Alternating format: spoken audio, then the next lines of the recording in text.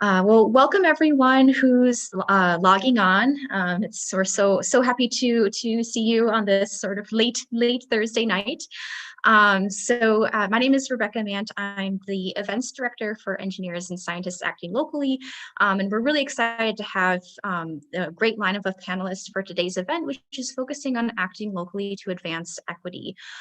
So before we dig into the main panel event, we're going to just give a brief introduction to Engineers and Scientists Acting Locally, or ESAL. So ESAL is an all-volunteer organization, and the mission of ESAL is to increase local civic engagement by people with STEM backgrounds. And we do this in a variety of ways. So I'll be sharing some of the resources of our organization in the chat throughout the event. We have a really great blog series where we feature different people and organizations and ideas that are really at the intersection of local policy and science. And one of the blog posts that I'll share with you is our most recent one is actually around our ESAL statement on justice, equity, diversity, and inclusion. So very related to this panel. We also have a lot of great resources on our website, which I would encourage you to check out if you're interested in local engagement. We have a lot of step-by-step playbooks on how to get involved in various aspects, as well as databases of different organizations across the country that you could get involved with. And then another large part of our organization is hosting events just like this one. So we've this year launched our virtual event series and have focused on a lot of different issues. And we've also in the past been involved in happy hours and in-person conferences when those were a thing. And I'd like to give a particular shout out to the entire events team, which is responsible for planning events like the one you're seeing today, and to also give a plug to visit our website at esal.us/events for future events. We're planning to host a series in July that's going to be focused around STEM education that we're really excited about. And finally, before we move on, I'd really like to encourage everyone today, if you're interested in what you hear, we would love for you to continue to be engaged with ESAL. There's lots of different ways. We can get in touch via email or social media if you have feedback or suggestions about how we can better serve the community of folks interested in STEM and local engagement. If you want to be featured or have your organization featured in a blog post, we're always looking for cool people to feature in our write-ups. We offer workshops that really get into the nuts and bolts of how to participate in local engagement, things like serving on a commission or getting involved with advocacy. So that those are really great, and an opportunity if like a university or organization wants to learn more. And we also very excitedly just launched a number of different volunteer positions. So as you can see, we have positions open right now for a development director, for folks to work on the workshop team, for blog writers, and if you want to come and help plan events just like this one and work with what I would argue is a really awesome and fun team, you can also apply to be part of ESAL's events team, and we would very much love to have you.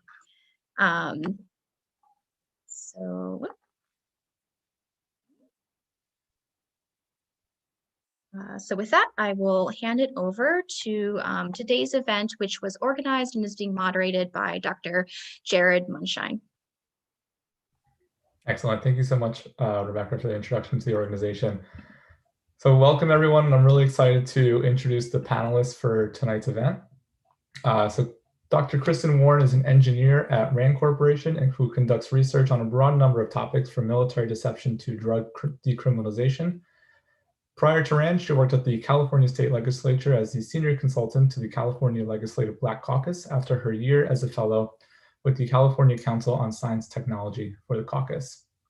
Our second panelist is Dr. Arti Garg, who is the founder and chair of Engineers and Scientists Acting Locally, and is currently serving as the Community Services Commission in the city of Hayward, California.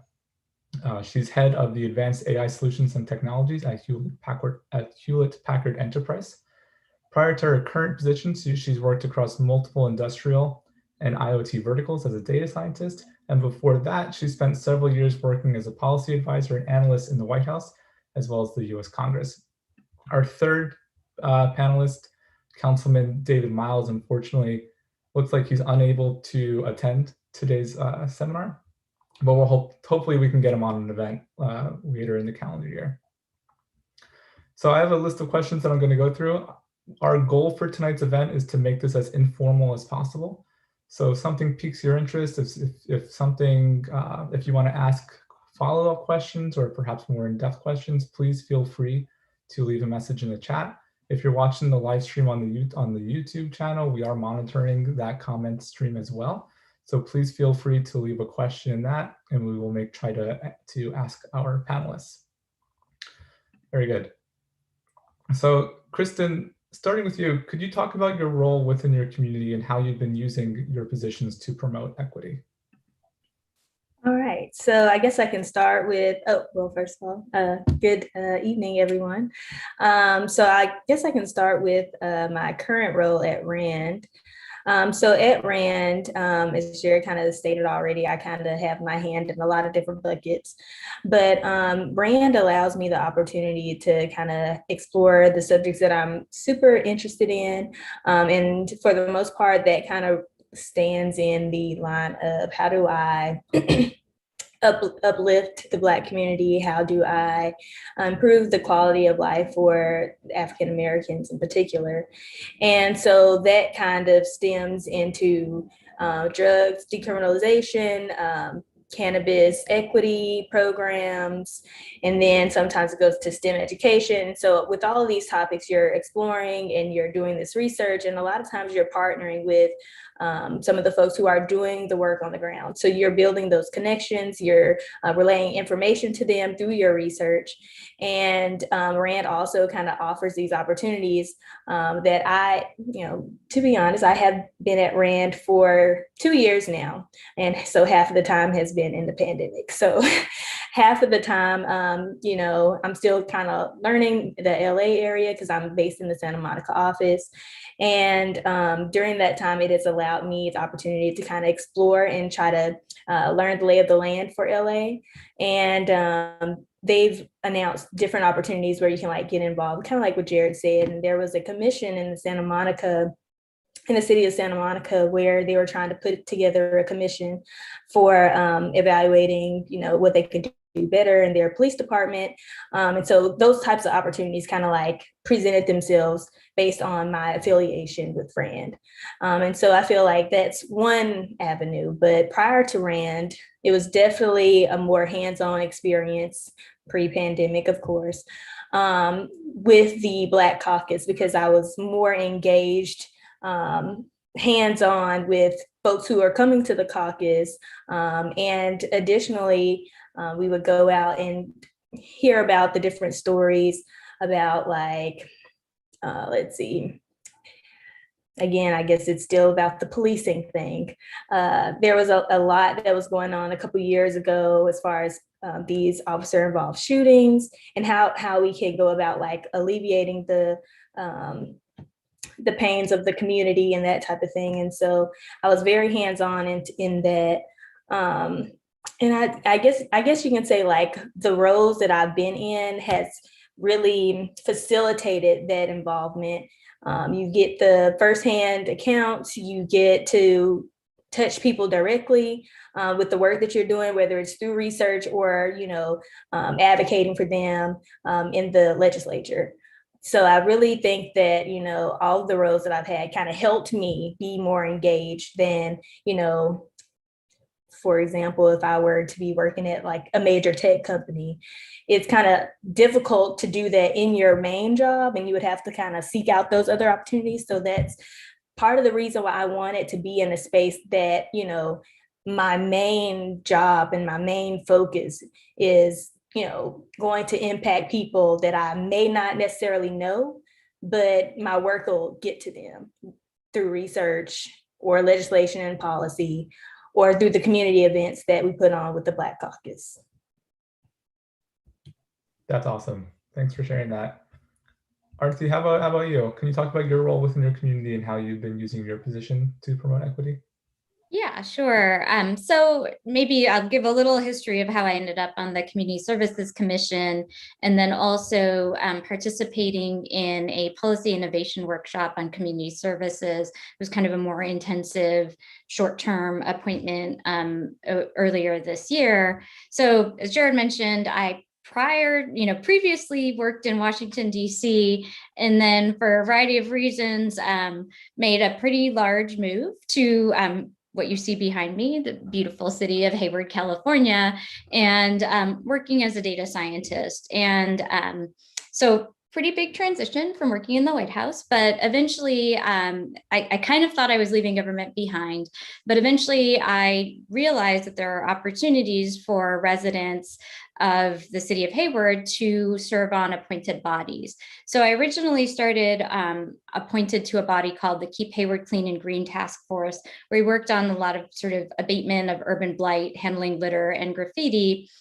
And that started to already give me some insight into some of the disparities across the city of Hayward. The city of Hayward is in one way very diverse ethnically and racially, but in some ways also economically, but that doesn't necessarily play out in a fully integrated city. It plays out in a city where there's different pockets with really different access to resources.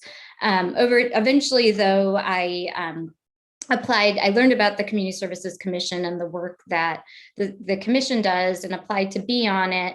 The Community Services Commission, we're a participatory budgeting commission. And so what we have is the responsibility of making recommendations to the City Council for how to allocate funding that comes from the Housing and Urban Development Department for various areas of community services, as well as economic development, growth, housing equity. In the city of Hayward, in addition, our city council sets aside some general funding for social services as well. And so through that process, obviously, I became a lot more aware of what the needs are in the city, where the inequities are, what some of the services the city can provide and other community organizations were providing to deal with anything from after school programs to programs for people who have served, as in prison and are trying to reintegrate into the society and into the economy, and actually just a breadth of issues that come up in the city, providing healthcare for people who are unhoused. And so it's quite a window into what the inequities are that you might not see in, say, the neighborhood where you live. But through that process, I learned a lot about what's happening in the city. And one of the things we learned over time, especially last year, when there was a sense that maybe there's something more we can do to handle some of the issues that Kristen mentioned with respect to officer-involved shootings and police brutality. And we realized that our charter was actually much broader than the participatory budgeting committee. It was really our charter was actually to ensure equity in our community. So as a commission, we made a series of recommendations that were really focused on being more intentional in how the city addressed the history of racism in the city. One thing that people may not know is that we used to have an area in Hayward called Russell City, which was a cultural center for blues and mostly Black community music and art. And like many other communities like this, it was destroyed through land being taken away from people. And so we wanted to ensure that there was some intentional recognition of things that have been done historically in the city, and also specifically addressing community safety and policing, which ultimately led to my serving on a community a policy innovation workshop, which really a series of workshops on community safety, through which we actually worked as community members, police officers, city staff, and fire department staff working together to try to come up with ideas and propose ideas to make make more people in the city feel that feel safe, because what we found is there were true racial disparities through surveys that were done last year in which members of the community felt safe in our community, and also which members of the community felt safe interacting with our police department. I'm happy to chat more about that process, but I'll stop there for now. Awesome, thanks for that.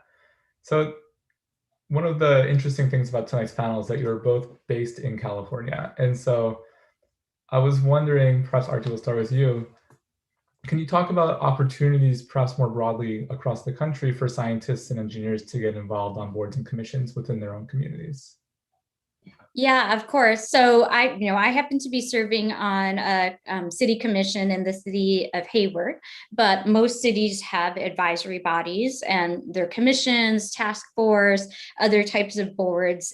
Typically, they're appointed by elected officials, and the process can vary a little bit by city. In my city, all of our city council members are elected at large, which means the entire city and the mayor then appoint people to the commission. And it's a very structured application, interview, and appointment process.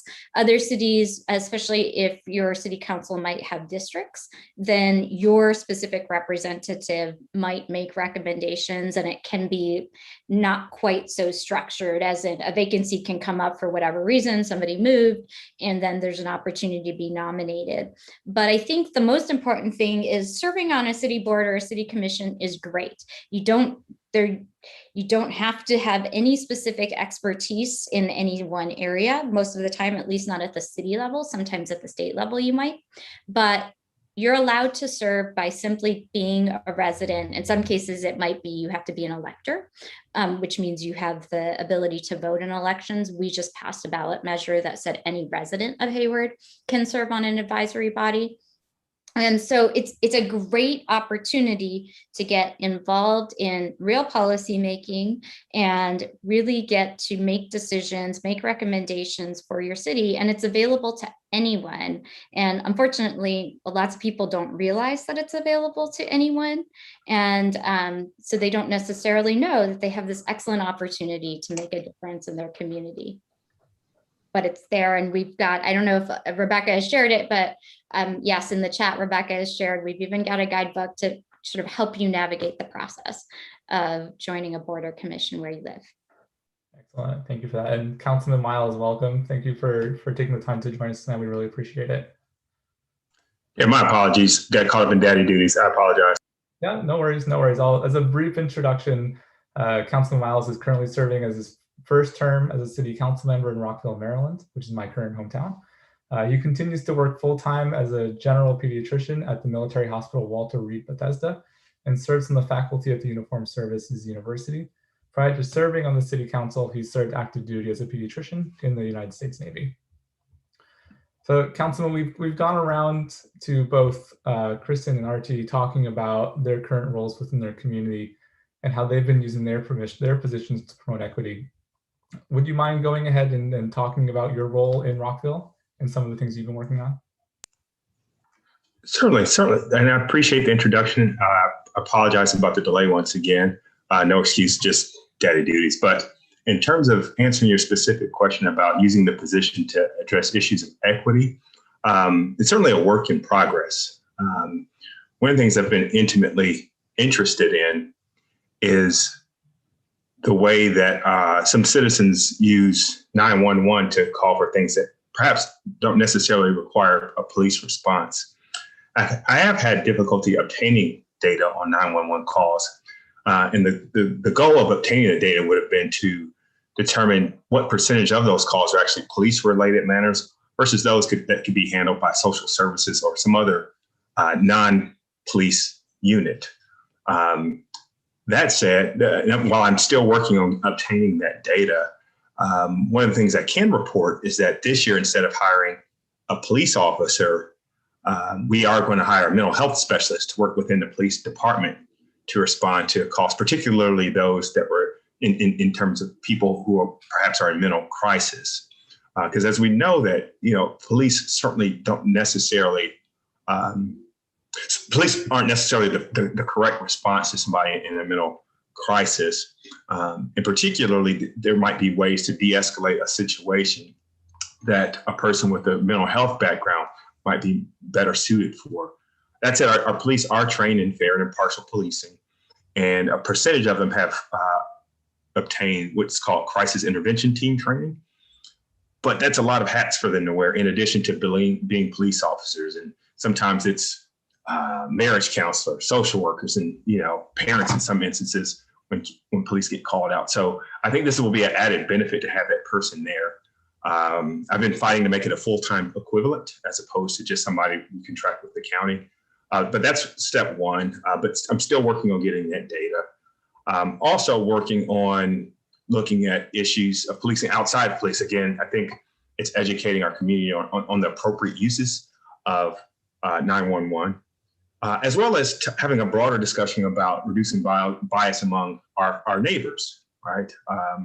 Which again, would, instead of calling 911, perhaps it's having a conversation with your neighbor or some other non-emergent response. Similarly, I pushed for the city staff training in bias reduction. I attended 2 of those sessions myself because I think it's all hands. It's city staff, it's police, it's our community that are all in this. So I haven't quite cracked that nut of getting that data yet. It's still been a work in progress, but I do look forward to helping obtain that data so as to better inform future responses in terms of staffing at the police and other departments. Sorry for the long-winded response. No worries, all that stuff, that's all really interesting. We're really glad that you can share that with us. So, Kristen, turning to you, perhaps using your personal perspective as a case study, could you talk about how an individual could use their science or engineering background to support a community's development of equitable policies? Yeah, so there was something from the previous question I wanted to hit on really quickly, and that was using the professional organizations that you're a member of already. So for example, if you're a part of like a professional engineering society, like NSBE, SHIP, or something like that, SWE, for example, I'm an engineer, so I know the engineering ones. So if you join those groups, a lot of times they'll have like a special interest group. And so those are very particular niche areas that you can kind of like tap into. So if you're interested in policy, so NSBE, for example, has a policy special interest group. And so when you do that, you'll be able to like tap in to see what some of the resources are that they'll have, or maybe they'll have some conference or workshops. And like, for example, with the new administration in DC, they put out a call for those who are interested in appointments, for example. And you can also, besides, going, it really depends on how much you want to involve yourself in some of the policy making, but reaching out to your local elected officials, they love to hear from their constituents. So constantly, be involved with them, attend their events, get to know them. And once, you guys get to know each other, a lot of times they'll, tell you about some of the things that they have going on, involve you if you have ideas for a bill or something like that. They love to hear that. You can be a part of that process as well. So you can really get involved in that way. And now, like, using your STEM background, there'll be a great segue into pushing whatever kind of advocacy ideas that you have or proposals that you have, if you have the data. We just heard the council member say, hey, we need the data, we need the data. And if you have been working on this in your spare time, or maybe in your regular 9-to-5 job, or, in school, it's easier to kind of push whatever idea that you have if you have data and research to back it up. So I think that a lot of times the actual data is missing to be compelling. So, not only do you need to come with the data though, you should also come with a personal story, because a lot of times some members may not feel the entire gravity of what you're speaking about if you don't have a personal account. And I know that from my time at the Capitol on what moves people. And a lot of times it's the personal stories. Like, yes, you'll have the data there, but you really need that personal story to go along with that data so they can feel what you're saying. Then I think that answered your question about how you can use your STEM background for policy. Is that right? Yeah, Okay. totally. And I want to pull that thread a little bit more. So you started talking about best practices. Could you also talk about perhaps some challenges that you've run into in transitioning from your PhD program of engineering, where if it's anything like my program as a chemist, you don't really learn how to communicate to people that aren't chemists. And you don't learn a lot of skills that are really important in the real world. So could you talk a little bit about that? And then Archie, will go to you for some more discussion on that. I think the hardest part is knowing where to go. Like you have these ideas, you have, the passion and the excitement behind it, but who do you talk to? And I think that's the hardest part, really trying to figure out what is going to be your avenue. And like we kind of talked a little bit about how you can get involved through like partnering with organizations or your local elected officials, or just looking online for what your city has to offer as far as like commissions and boards. But I think, for me coming into the space, I didn't really think of those things. So I think it's good that we are having that conversation now, like, hey, these are actual avenues. And these elected officials are people as well. So they're not like these high and mighty people like, maybe in the White House where you can't just send them an email, but they're people too. So it's easier to kind of like have the conversation. And then I think the other difficulty for me was finding programs that will actually work for my schedule. So one of the things that we kind of talked about prior to going live today is like with the AAAS fellowship, I think it's, I forgot what the acronym stands for at the moment, for the advancement of science. The American Association for the Advancement of Science. Yeah, that. So AAAS doesn't really line up well with the academic calendar. So it's kind of hard to get into that like immediately following your degree matriculation.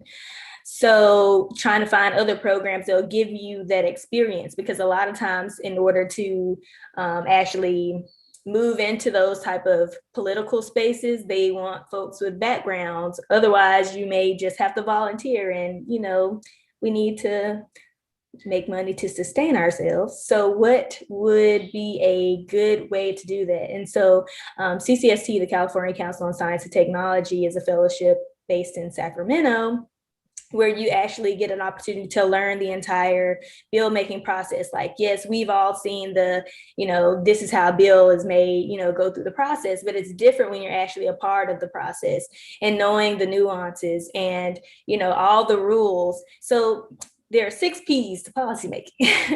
And so I can put them in the chat in a few minutes. But one of the things is like policy, politics, people, process. So you have to know all of these things in order to be successful in the space. And I think that a lot of people don't really know how accessible these things are to people, because I honestly didn't know the process or the policies behind it. And so really knowing what to do and what to say and who to go to, these are the things that make it difficult for you to get in. But you just have to know the doorways to go. Mm-hmm. Yeah, for sure. Archie, what do you think? What are some challenges that you run into in sort of transitioning from a science-focused career into this policy world that you're in? Yeah, so I mean, I think that there's challenges and there's also opportunities to be someone with a STEM background trying to approach the world of policymaking. I see that Rebecca has shared in the chat the diary I wrote about my experience in the policy innovation workshops. And I think, one of the things that we often talk about people with STEM backgrounds getting involved in policy because we want to do things, we want to make evidence-based decisions. I think particularly when you're thinking, I personally don't like that framing, and I like the framing of hypothesis-driven. And I think that when you're talking about policy with respect to something like equity, and then some of the very specific things that we've been addressing in a lot of our communities with respect to policing and community safety, there isn't enough evidence there partially because, as David said, maybe people aren't sharing it. I think just today I saw a news report where someone, obtained body cam data of an incident that an officer involved incident where somebody ultimately died, and it was recorded as a traffic accident. And so if you had gotten the data before this body cam, it would have been wrong. You would have thought that an officer wasn't involved. So I think that, there's this challenge of how do you make decisions, when evidence is untrustworthy or insufficient or doesn't exist. And I would actually say that's not a barrier to someone with a STEM background getting involved. That's an opportunity, because what else do you do as a scientist but try to understand what the gaps are in data, try to understand what could possibly be wrong. My background is in astronomy, so you only get observational data. Your data is insufficient, by the way, and try to sort of question what could be wrong about this data, especially if there's something else. And I think this is the other part that maybe we don't get taught in science, but frankly, everyone who I've seen be successful in science has it at some level, which is empathy. If you have members of your community who are saying that I'm experiencing this, I don't feel safe with my police department, or something, something is wrong and it's not showing up in the data. Do you say, well, there's no data to show that, your experience is real? Isn't the data the person coming to you and sharing their experience? And so I think that's where, again, if we broaden our view of what counts as data, and I think when you're talking about policy, which is really about making decisions about people's lives, then people's experiences and the stories they share about their experiences are data. And the challenge is figuring out how to make policy around it. But again, we're observers, we know how to formulate hypotheses. And so it's both a challenge and an opportunity to sort of think critically, but just maybe without measurements, but instead this other type of data. Totally. Councilman Miles, what do you think about this? Yeah, I'd have to defer to the two experts there, but I can say back to a point made earlier about telling your own story. Dr. Warren mentioned is super important. The thing about policymakers, particularly the higher up you go, it's at the federal level specifically, you have a huge staff of individuals who, great folks, but not all of them have your detailed breadth of knowledge. And certainly, as many who work on Capitol Hill could tell you, very little, well, I would say very little, but policy is not made based on empiric evidence sometimes. It's not peer-reviewed stuff that gets through. It's anecdote, unfortunately, and that's the rub of the whole thing. Like you could spend, you spend 4, 5, 6 years earning a PhD based on the gathering of empiric evidence, and their p-values and stuff like that. But sometimes somebody's story can really move a decision maker to make to be swung one way versus the other. So just understanding that lower levels of government, it's people a little more hands-on. You might be able to have a little more influence over that particular, or be able to advocate more effectively on a particular matter. But I think it's still, if you have to literally break it down to like a 6th, 8th grade level. And if you can tell that story cogently, put some anecdote in there, it sells. I would say you're in a great position though, because you could certainly back it up. You can be able to give them the footnotes and the cross references if need be. But yeah, just be mindful of that and try to package your ask in something that's intelligible, quick. A one-pager is great because many of them's attention spans are short. And the other side of that though is because of your background, certainly with the PhD, even sometimes with the MD, people just look at you different. You look as a subject matter expert on the situation. So certainly use that to your advantage in presenting a topic. But again, this is not a thesis defense. This is like trying to advocate for a particular point, and again, trying to boil it down to something that's easy to digest. 6th, 8th grade level is ideal. That's all I have. Yeah, I think just to add on that, one of the important things to remember, at least especially on the local level, is that a lot of our local policymakers have day jobs, right? And so you're super busy working on, making policy for your community while also, being a pediatrician at Walter Reed, and being a father and everything else that's going on in your life that just makes you really busy, right? And it's hard. You mind if I chime in really quick? Because I kind of want to hit that point there that Jared just said, like, these are busy people. They have normal everyday jobs. So coming in with like a quick elevator pitch, the one pager, that's something that all of the bills come with, a one pager. It tells, so if you have an idea, for example, it tells like, what does the bill do with like 1 or 2 sentences? What kind of policy do you want to, change or advocate for? You say that in 1 or 2 sentences, and then the rest of the page, it'll be like, hey, this bill does this. Here is some examples of why this is important, and other states or communities that have adopted these types of protocols include X, Y, and Z. And here are some people that we know would be in support of this idea. So I think that being able to effectively communicate what your idea is imperative, because if you're talking about some polysaccharide, something, nobody's going to know what you're talking about, and it'll be a waste of their time. So just get to the point really, really fast. And I would probably boil it down to like a 4th grade level, something very quick and easy. May I just say one quick thing to that point? Oh, I'm sorry. Dr. Guy, no, ahead. Please go ahead, David. First, you go first. Oh, I appreciate it. I'll just quickly say I concur with everything you said, and it would also say to please be persistent. So I'm gonna call you Dr. J, Jared. So I'll take it. Dr. J has been like, I wouldn't say dodging emails, but dude, it's like 300 email a day, and he's been persistent. That's one of the reasons I'm sitting in front of you now, because he hadn't given up on me.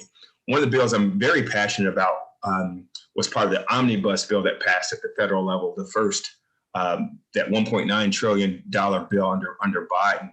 2 things of importance to me were part of it. One was this mental health kind of telehealth program to provide mental health services to people that might live in more rural or places that have less mental health access via telehealth and other sources. So we've been asking for years for this. We asked for 16 million. They gave us 5 times as much, so 80 million on that. And that came from persistent over some years. I've been working on that issue since like 2010. And the boss I was working for at the time, Rosa DeLauro on Capitol Hill, had been working on something that also became part of this most recent bill. And that's a child tax credit that you may have heard about. That's thought to lift potentially 40-50% of kids out of poverty. That will hit in July, but she's been working on it for 20 years. So I say that to say, be not dismayed. Like, if there's something that you're passionate about, sometimes it's you're waiting for that moment, that opportunity window. And I'll end here. So I began this whole thing with the mental health thing some 10 years ago. But some of you all may know that Jamie Raskin lost his son. One of our Congress members here in Maryland lost his son, who died by suicide. And he's actually my congressman as well. So I've certainly reached out to his office, not from a morbid standpoint, but I just knew he had skin in the game, and then reached out to the senator as well. So it's, the opportunity windows, knowing the key people who might have a receptive ear, and just being persistent about it. I'll stop there. I apologize for speaking so much. No worries. Archie, do you want to add something? Yeah, well, I think in some ways, David, you illustrated the point that I wanted to make about persistence. One of the reasons that I think that there's a lot of opportunity and untapped opportunity for people with backgrounds in STEM who want to impact policy decisions to do so at the local level, because, I always start by saying decisions are made by those who show up. You do need to, the real opportunity is when you formulate relationships with your elected representatives. I mean, I have this week, I've exchanged text with 3 of my city council members, and they know what my priorities are, and I know what their priorities are, and we've had like very in-depth discussions about things like policing, things like development, things like sustainability and resilience.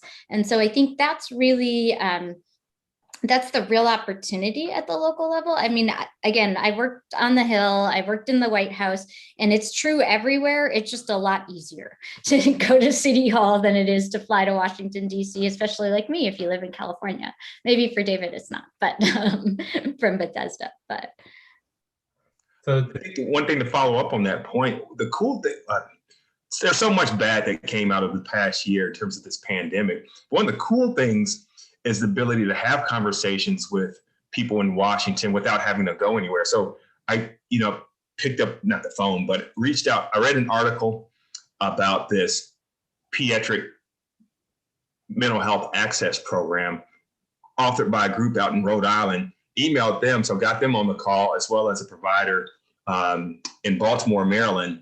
And we connected via Zoom with the congressperson's office here in Maryland, did the same thing with the senator. So the cool thing is that you can be in California or wherever, because more people are realizing that it's, we don't need to fly all the way across the country to have some of these discussions. So yeah, you can certainly still reach out to some of your members in Congress, but I agree with you wholeheartedly that your people at the local level are certainly much more accessible. Very good. And I think one of the really cool things about this conversation so far is that you're all smiling as you're talking about it. You can tell how passionate and how happy you all are to be doing the work that you're doing. And I think that's pretty cool to see. So I want to shift to some of the questions that we're getting from our audience. Bridget Kelly asked a really good question. I want to read it in full because I don't think it's worth paraphrasing this. How is the status/deference often conferred on STEM professionals in our society enabled you to positively influence power dynamics in these spaces? Does your commitment to an equity and justice lens pave the way for others with power to follow? Are you able to help create space for a broader range of voices or expand traditional views on what kinds of knowledge are valued? Any volunteers to tackle that one first? Well, I'm happy to, because I've written about this, or I spoke about this at the AAAS. Well, last time before I guess a little over a year ago when it was in person. So, it was before March 2020, at least. But I think that, yes, it's true that sometimes it's not there. Sometimes people will look suspiciously at folks with STEM backgrounds, but I think in a lot of places, it does confer you a little bit of status to have education in science, engineering, technical fields. And I think, the question is, what do you want to do with it? I feel that I like to try to say, if I show respect for other types of knowledge, other types of expertise, and I really do use that phrase, it's a different type of expertise. Everybody's an expert in their own experience. And I don't say that I'm a data scientist, and I don't think that everything that you can possibly know about a situation is, something that you can put in a graph or train like a neural network to understand. And so I think that, some of it is, if someone is conferring a little bit of extra deference to you because of the type of training you have, you can transfer that by showing that you don't think that it's more valuable than a different type of expertise and a different type of perspective.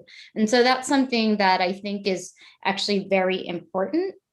And I think it's an important thing for us to do and remember as people with STEM backgrounds, because especially if you're coming out of the academy, there's often this, you're kind of, I'm a physicist, so you're taught to sort of be arrogant and prove how everyone else is wrong.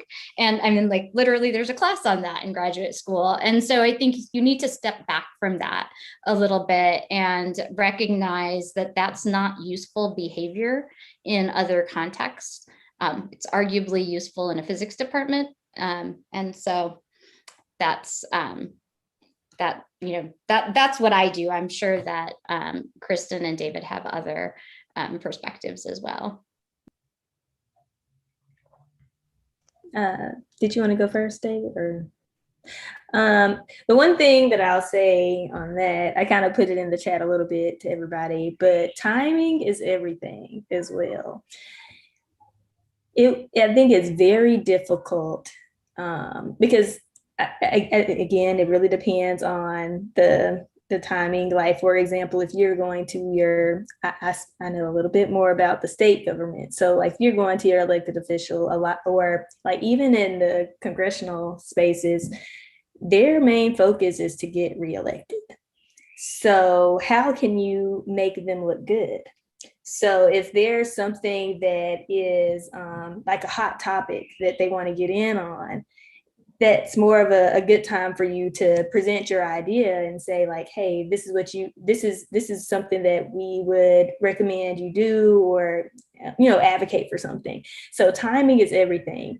And they also are interested in the perception of things as well. Like, for example, there was a member who wanted to take their recommendation from their constituents, and they authored the bill. However, they didn't fully jockey it as they probably could have. So you just really need to know whether or not it's the right time for your idea. And even though like the environment, for example, if you're working on environmental justice measures and you are presenting all of the data, like we need this now, if that's not their priority, you should be cognizant of that and go to someone who actually prioritizes that. So you have to be very strategic in how you approach elected officials with your information.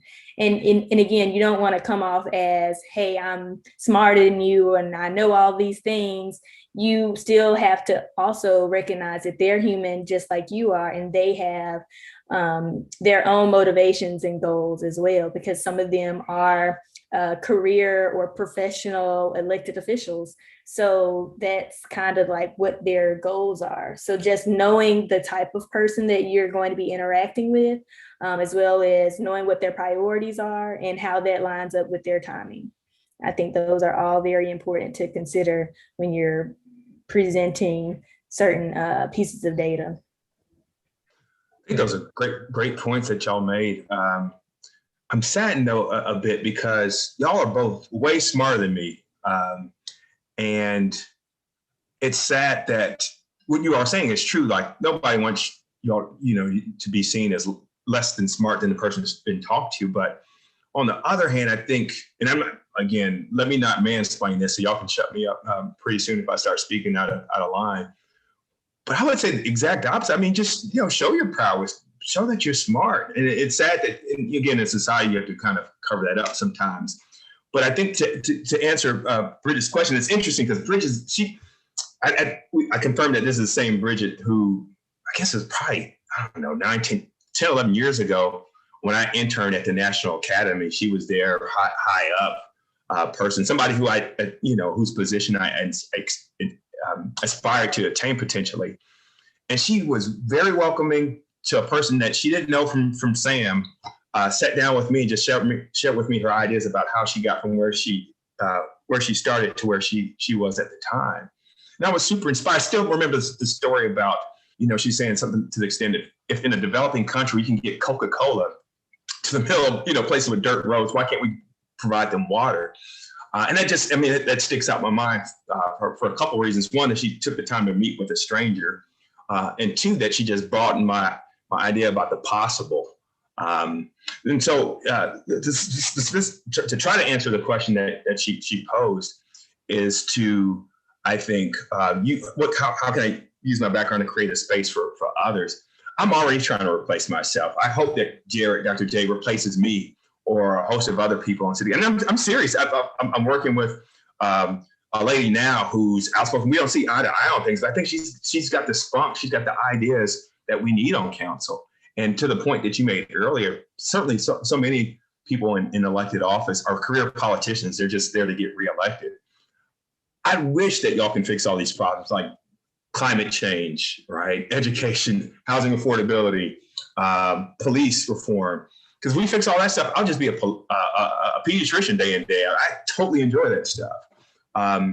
And I recognize that I'm perhaps not the best person, 5-10 years from now to do that. And I think there are other voices. So it's, working with those, like the same way that Bridget reached out to me, I'm reaching out to others, having lunches with others to help bring them along in this process, to create a space that sees the worth in women's voices, smart women's voices, because they should run the table. Of note, prior to my being elected, of the 5 mayor and council members, 4 of them were women.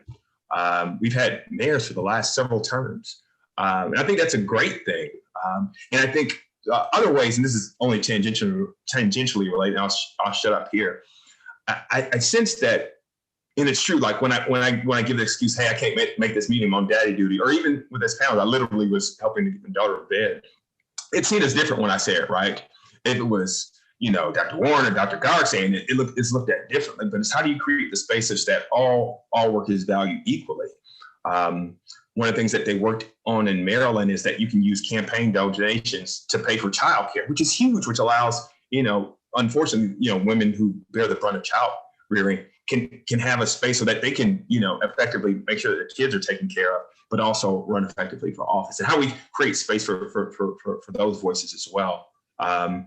So yeah, I'm sorry, I kind of went all around the topic, but it's trying to reach back. Once you get somewhere, reach back, create space for others, even if they don't agree with you, but just people with passion, who are smart, because we need more smart people up there. There's too many people. Y'all are way smarter than me, and that's why I need to be replaced anyway. Thank you. That is accurate.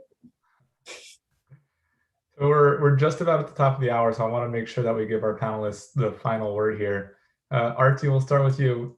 What do you want? Any last words to leave us on? Anything you wish that we had talked about tonight? Well, I think one thing I would say is, and this came up during our policy innovation workshop, is especially if you're working on issues of equity, you're going to get stuff wrong. And you're going to feel uncomfortable, and you're probably going to say or do something that makes somebody else uncomfortable. And I think the most, and so you can react to that in a couple different ways. You can either say, well, I just don't want to engage. Or you can say, like, I'm going to be as respectful as I possibly can, but I'm not going to sit and let this inequity, this disparity, this injustice continue. And we talked very openly during our policy innovation workshop about making sure that we sort of had this agreement as a group that we're going to give everyone the benefit of the doubt. And I think, again, maybe this is something, if you come from a STEM background where you're supposed to be skeptical, and so you're supposed to almost not give people the benefit of the doubt and make them prove their experience. And so I think that, maybe that's one big hurdle to overcome if you're somebody coming from a STEM background who wants to work in your community and advance equity, overturn injustices, just make it a better and more welcoming community for everybody who lives there. First of all, you should do it. And second of all, like, you're going to get it wrong. You're going to make mistakes. And I think if you do it with respect and intention, then those are not fatal mistakes. I think the real challenge is doing it with like a sense of arrogance about it. So that's where I'll leave. Very good. Kristen, what do you think? I agree with what she just said. You don't want to have that savior complex. But I want to kind of touch a little bit on the question that came up from Albert. And it kind of spins into what was just said, like thinking about your intent and the communities that you want to help in some way. I think the main thing is just get out there and get involved. And go to different organizations or communities. Maybe if it's about a certain topic, like you're interested in, I don't know, STEM education or environmental justice, then go to the organizations that do that kind of work and get your feet wet so you can understand the lay of the land. You'll understand what are the equity components.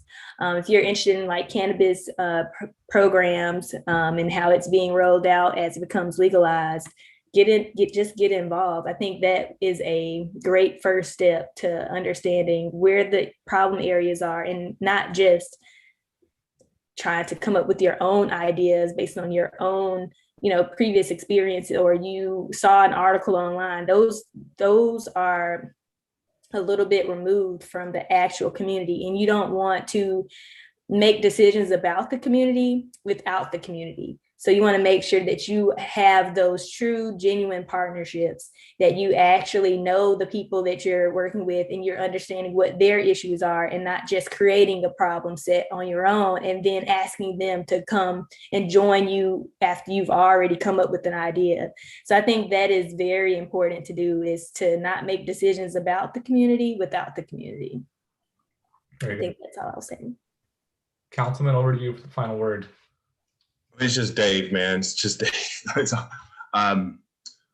a couple things. I think that I just got an article published in the Journal of the National Medical Association about essentially a call to arms to get more people like you all who are attending this panel even more involved in policy. Heck, even being the decision maker. One of the things that was super frustrating throughout this pandemic was, and as again, case in point, how much anecdote and hearsay and misinformation was used to guide policy decisions that often had, in some instances, had fatal consequences, right? I've been the one on city council saying, I've been the Grinch who stole Halloween, Thanksgiving, Christmas. Like, we can't do any of those holidays. Like, seriously, I was like, the numbers just don't support it, right? Even now they're talking about getting together for Memorial Day. I think things look better now, but we were having this discussion back in March, and I was just like, no, can't do it. So I'm not the Grinch, but I just have to, follow the numbers and be it as it may. But I think, I think we need more of you all involved at whatever level. I think more of you all need to be in elected office. And if you all choose to do that, please always have an out. Never be that career politician, because in fighting for equity, you're inherently fighting for people who are marginalized, people who are less likely to vote. As a pediatrician, I advocate for children. Children don't vote. Heck, there was an article published in the Washington Post a few days ago saying that we shouldn't be wasting our vaccines on healthy children. I was like, what are y'all talking about? But nobody's going to, send in a rebuttal because kids are too busy, doing school with them. So you fight for those who sometimes can't fight for themselves. And in so doing, again, it's not saying you might not get reelected. A quick anecdote to close. Within the city in which we live, there's a certain east-west divide. East City, increased free and reduced lunch, increased English as a second language. The sidewalks feel different, less city resources. So I spent most of my efforts trying to make sure we have resources in those communities. We just had a COVID immunization drive right there on that side of the city, close to public transportation.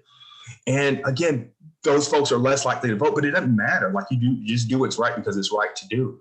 And if I get reelected, great. If not, whatever. Like, I know I use the position to fight for those who sometimes can't, for a variety of reasons, fight for themselves. And because at the end of the day, I think back to one of my, again, I will close on this.